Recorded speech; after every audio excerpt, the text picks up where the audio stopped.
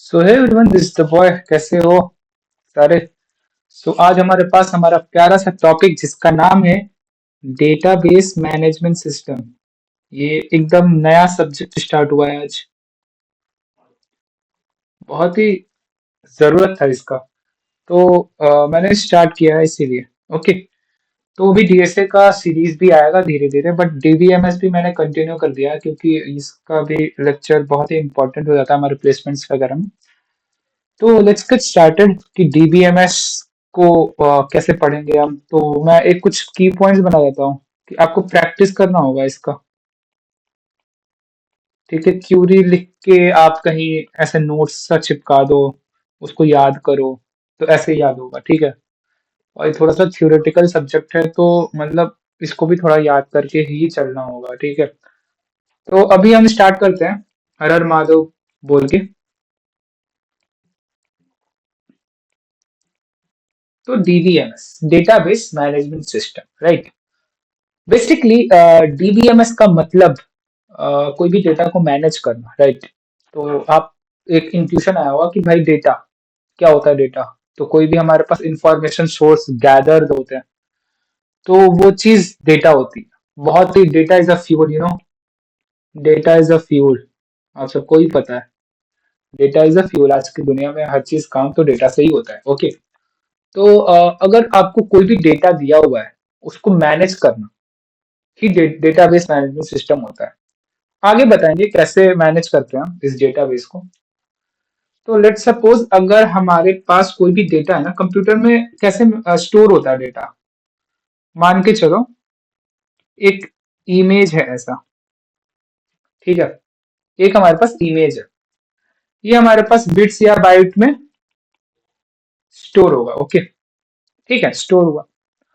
अब ये जो स्टोर हुआ ना, ये हमारे पास कंप्यूटर में स्टोर हुआ, कंप्यूटर मेमोरी में स्टोर हुआ।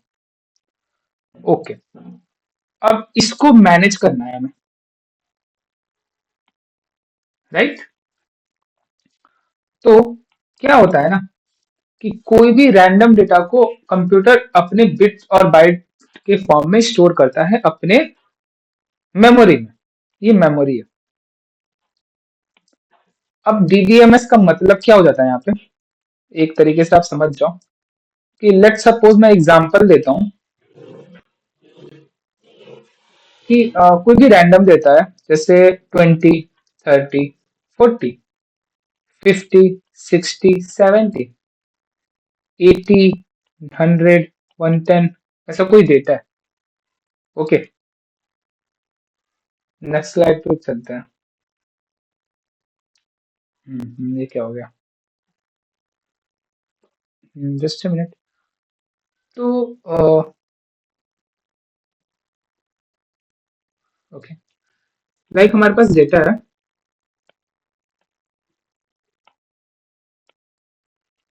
ये 10, 20, 30, 40, 50, 60, 70, 80, 90, ये हमारे पास कोई डेटा है। तो ये कैसा सा डेटा है, मतलब ये बस डेटा है हमारे पास। तो हम इस चीज को समझ नहीं पा रहे कि क्या है ये, एक्चुअल में है क्या। अगर मैं कर दूं यहाँ पे हाइट और हमें कर दूं वेट।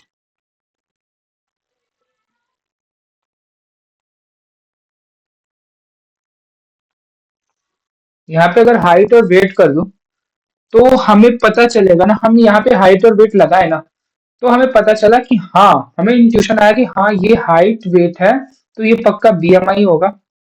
और ये पक्का P1, P2, P3, मतलब पर्सन 1, पर्सन 2, पर्सन 3 होंगे। ये रैंडम सा है, तो ये ऐसा कुछ कैलकुलेट नहीं किया है मैंने। ठीक है। तो ऐसा कुछ सिनेरियो है इसका, समझ रहे हो आप?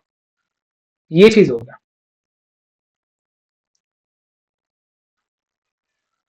तो बेसिकली हम जो बात करेंगे ना कि अगर हमारे पास कोई भी डेटा है, मैं बहुत आराम आराम से पढ़ा रहा हूँ क्योंकि पहला दिन है।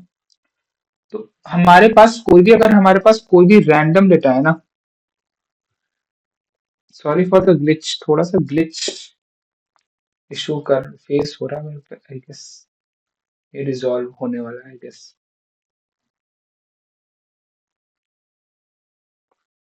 पेन।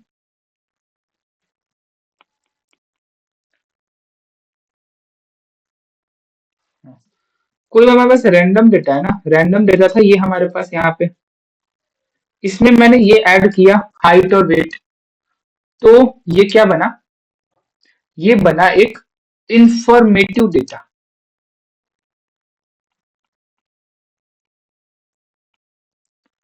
और इसी इंफॉर्मेटिव डेटा को हम कहेंगे डेटाबेस। डेटा भी लेना है तो ऐसे ही कुछ नहीं लेना, डेटा तो बहुत सारे हैं, पर एक रैंडम डेटा को उठा के उससे हम इंफॉर्मेटिव डेटा बनाते हैं, और उस इंफॉर्मेटिव डेटा बनाने के बाद हम डेटाबेस तभी कहेंगे। ओके, अब ये तो समझ में आ गया कि हमारे पास डेटाबेस होता है। ओके, अब बात करते हैं हम कि लेट सपोज कोई पर्सन P1 है,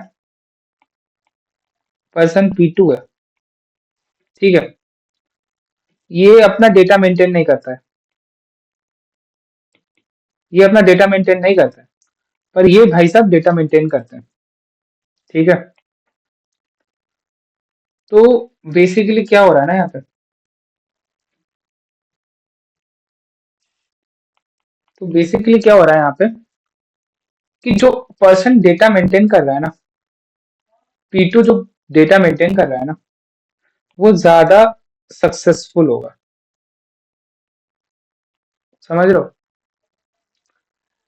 एग्जाम्पल, ये चार तीन चीजें चलाता है, एक लिंक्डइन चलाता है,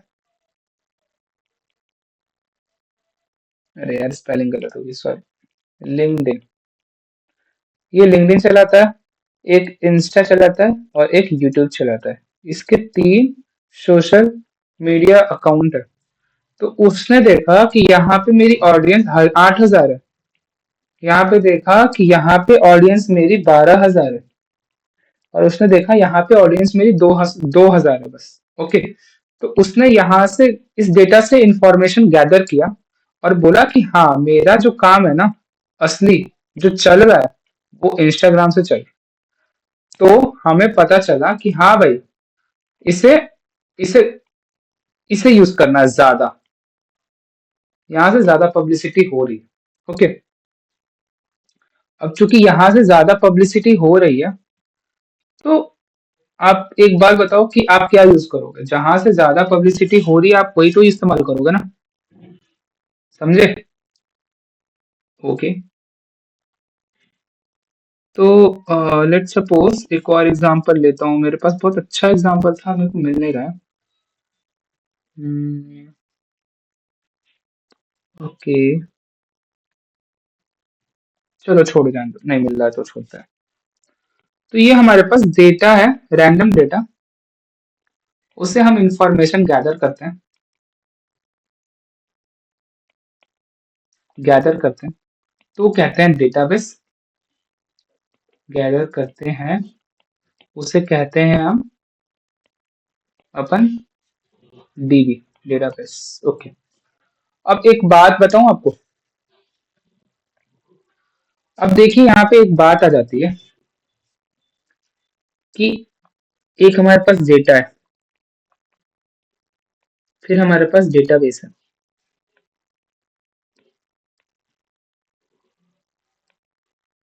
ये डेटाबेस है, ये डेटाबेस मैनेजमेंट सिस्टम है, और यहाँ पे हमारे पास यूजर है, ये इस इंटरफेस पे काम करता है, ये चीज आपको लिखना होगा। और और मॉडर्न कंप्यूटर में ये दोनों एक साथ दिए जाते हैं। अब मैं बताता हूँ कि हमें कोई भी डेटाबेस मिला, ठीक है, डेटाबेस डेटा के इंफॉर्मेटिव होने के बाद जो डेटा बनता है उसे डेटाबेस कहते हैं।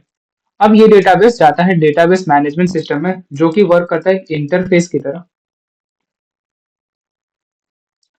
ये इंटरफेस की तरह वर्क करता है, और वहां से हमारे पास यूजर जो होता है ना, वो एक्सेस कर सकते हैं डेटा को, ठीक है, यहाँ से एक्सेस कर सकते हैं, ठीक है। तो ये हमारे पास बहुत ही बेसिक लेक्चर था, और आज डेटाबेस का पहला लेक्चर था, मैंने बहुत ऊपर ऊपर से बताया। अगले लेक्चर में बात करेंगे अपन नेक्स्ट टॉपिक के बारे में। तो थैंक यू फॉर ऑल। और ये सीरीज थोड़ा लंबा जाएगा, लाइक इसमें आएंगे वीडियोस, तो थोड़ा प्रैक्टिस सेशन भी अपन करेंगे। तो देखते हैं कि कितना है चलता है ये। तो थैंक्स। Okay, bye bye.